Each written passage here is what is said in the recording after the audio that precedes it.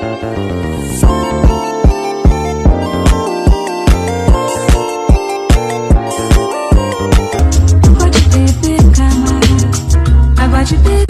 vai morar na IML, você tá posando em mim, tamo de olho com F. Ensinando você quer, você vai morar na IML, você tá posando em mim, tamo de olho com F. Ensinando você quer, fazer tiro na cara da bitch, foda-se essa bitch, eu não ligo pra minha. Assalamualaikum warahmatullahi wabarakatuh. Perkenalkan, nama saya Mutiara Ramadhani. NIM saya 6120 1230200. Program studi saya manajemen, kelas RA5 semester 3. Dosen pengampu itu Muhammad Teguh Setiadi, SEMM, CTMP, CMC, CPGAM, CPLM, CIB. A few moments later. Adapun yang saya akan bahas yaitu ada 5 materi, yaitu 1. Ruang lingkup dan definisi ekonomi. Yang kedua, elastisitas permintaan dan penawaran. Yang ketiga, adanya masalah ekonomi. Yang keempat, adanya teori biaya dan permintaan. Yang kelima, adanya teori ruang lingkup ekonomi adalah konsumen dan produsen pada dunia ekonomi merupakan individu pada setiap rumah tangga, masyarakat, organisasi, maupun perusahaan. Sedangkan ilmu ekonomi adalah salah satu cabang ilmu pengetahuan yang dimana memberikan ilmu dan pengertian agar manusia memenuhi kebutuhannya dan mencapai kemakmurannya. Pernyataan positif dan normatif. Pernyataan positif, yang dimana pernyataan positif ini bersifat deskriptif dan membuat klaim tentang bagaimana dunia ini. Contoh pernyataan positifnya itu adanya peningkatan upah minimum yang akan mengurangi jumlah pekerjaan yang tersedia. Contoh yang kedua itu pajak yang lebih tinggi pada rokok dan mengurangi konsumsi rokok. Sementara pernyataan normatif bersifat perspektif dan membuat klaim bagaimana dunia ini seharusnya. Contohnya yaitu buruh harus menerima bagian terbesar daripada kapitalis. Selanjutnya, alat-alat analisis ekonomi. 1. Analisis regresi, yang dimana alat yang sering digunakan dan sering dibutuhkan dan menganalisis hubungan antara variabel-variabel ekonomi. Yang kedua, adanya harga indeks, yang dimana merupakan salah satu alat indikator dan memberikan informasi mengenai harga barang dan jasa agar dibayar oleh konsumen. Yang ketiga, analisis SWOT adalah teknik yang digunakan untuk mengevaluasi posisi strategis untuk suatu perusahaan. Selanjutnya, cabang ilmu ekonomi, yang dimana ada 2, yaitu 1. Mikroekonomi, yang dimana berfokus pada perilaku individu dan perusahaan yang untuk mengambil keputusan dalam pasar. Sedangkan yang kedua, yaitu makroekonomi, yang berfokus pada keseluruhan. Contohnya itu kayak pertumbuhan ekonomi, investasi, dan pengangguran. Tingkah laku penjual dan pembeli, yang dimana penjual itu berusaha memaksimalkan keuntungan dan memutuskan barang dan jasa yang harus diproduksi maupun didistribusikan. Sedangkan pembeli yang dimana berusaha memaksimalkan hasil kepuasannya baik yang dari barang yang dibeli dan melakukan adanya kegiatan tawar-menawar.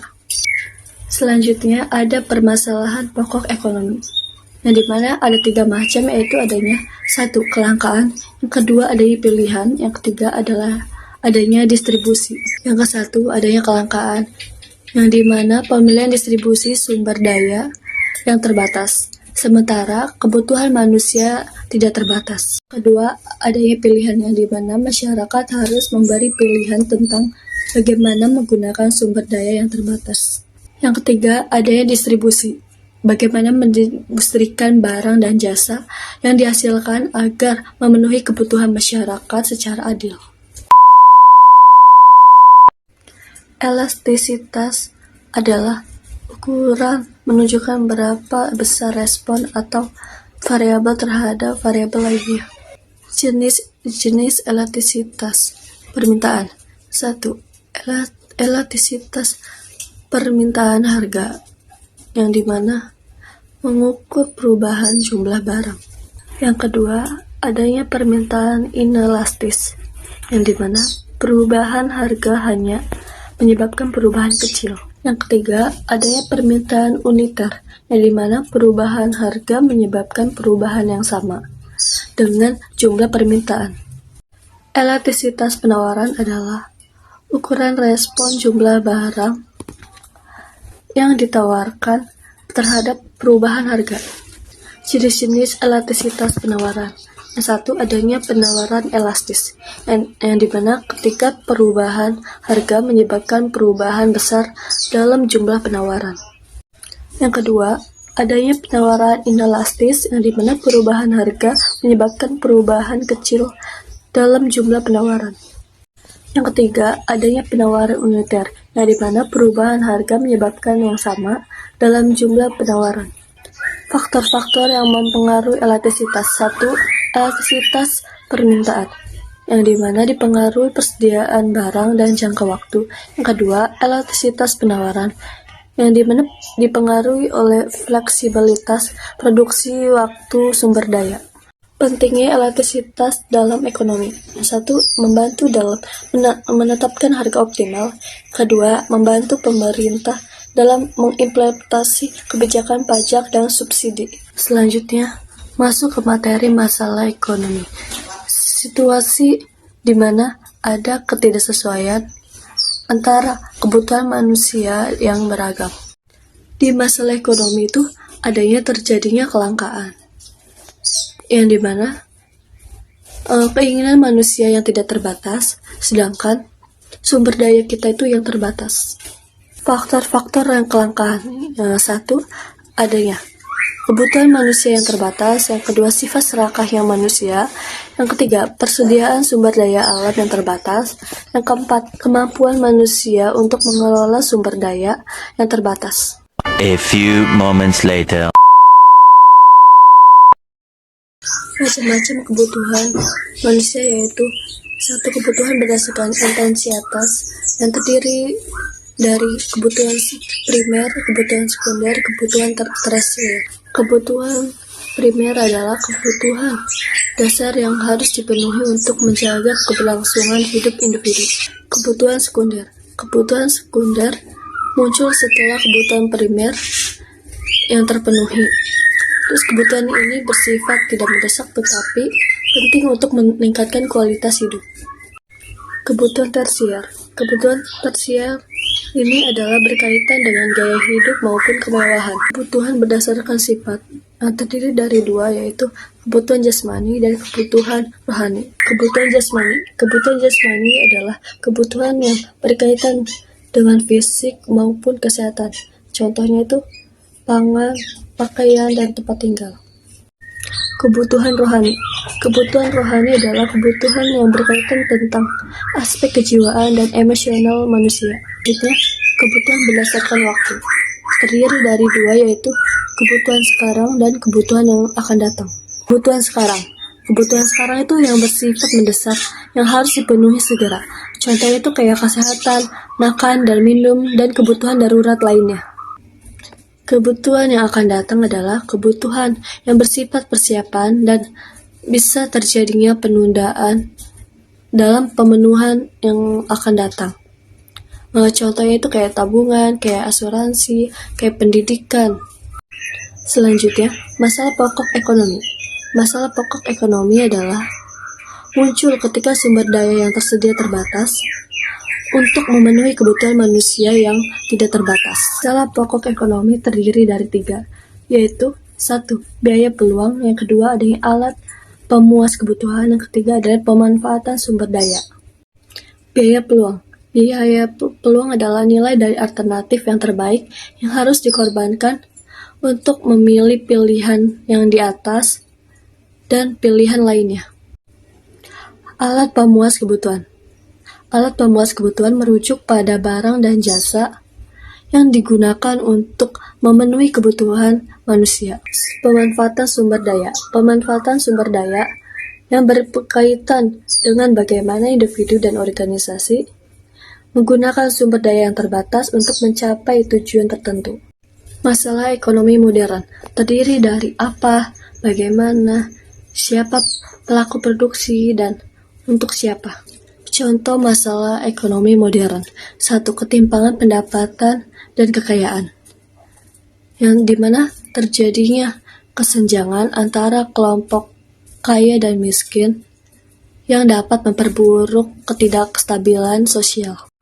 Yang kedua itu adalah pengangguran, yang dimana tingkat pengangguran yang sangat tinggi dapat menghambat pertumbuhan ekonomi dan meningkatkan ketidakpuasan sosial. Selanjutnya kita masuk ke teori biaya dan penerimaan. Teori biaya dan penerimaan adalah konsep penting dalam ekonomi dan manajemen yang berfokus pada analisis biaya dan pendapatan dalam pengambilan keputusan. Teori biaya. Teori biaya berkaitan dengan pengukuran dan analisis semua biaya yang dikeluarkan dalam proses produksi, yang dimana biaya itu dikategorikan ada 3, yaitu adanya biaya tetap, biaya variabel, dan biaya total. Biaya tetap adalah biaya yang tidak akan berubah dalam jumlah produksi. Contohnya itu kayak sewa dan gaji tetap. Biaya variabel ini biaya yang berubah seiring dengan jumlah produksi. Misalnya itu kayak upah lembur dan bahan baku. Biaya total ini jumlah dari biaya tetap dan biaya variabel. Teori penerimaan itu berfokus pada kayak pendapatan yang hasil dari penjualan barang maupun jasa. Yang saya ketahui teori penerimaan ini terdiri dari 2 kalau nggak salah. Adanya pendapatan total dan pendapatan marginal. Tujuan dari teori biaya dan penerimaan yaitu 1. Mengoptimalkan suatu produksi. Yang kedua ada analisis. Yang ketiga kayak membuat strategi pemasaran. Manfaat teori biaya dan penerimaan yaitu 1. Mengambil keputusan yang lebih baik. 2. Mengoptimalkan sumber daya. Yang ketiga, perencanaan keuangan yang akurat.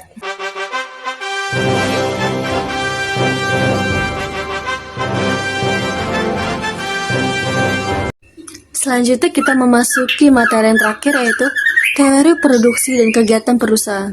Produksi adalah serangkaian atau menciptakan nilai dari barang dan jasa.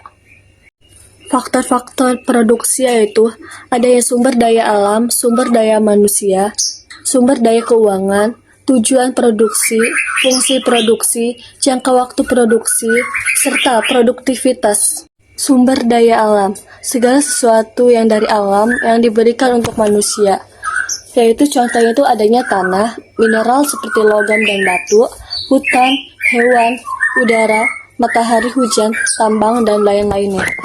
Sumber daya manusia dan karyawan itu contohnya itu misalnya ada tenaga kerja yang dari bersifat mental ataupun dari fisik.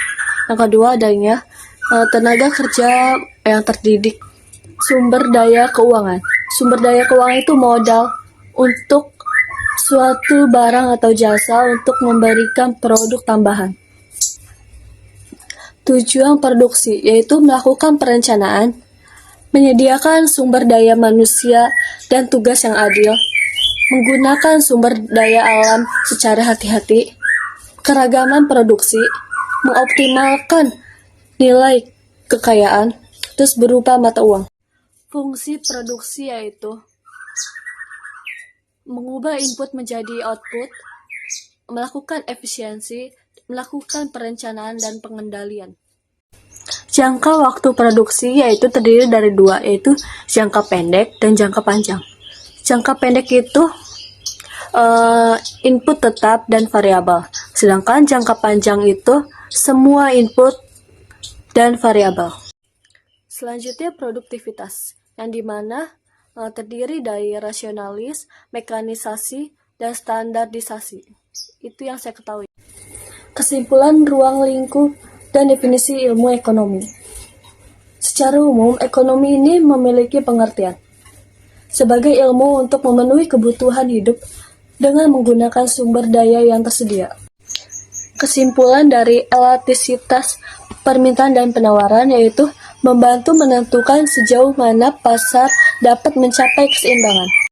Kesimpulan masalah ekonomi muncul ketika sumber daya yang terbatas dan tidak bisa memenuhi kebutuhan manusia yang tidak terbatas. Kesimpulan dari teori biaya dan penerimaan, yang dimana hubungan antara pengeluaran dan pendapatan suatu bisnis. Kesimpulan dari teori produksi yaitu membantu perusahaan dalam memahami proses produksi, persiapan, dan biaya produksi. Oke teman-teman, terima kasih sudah menonton videonya.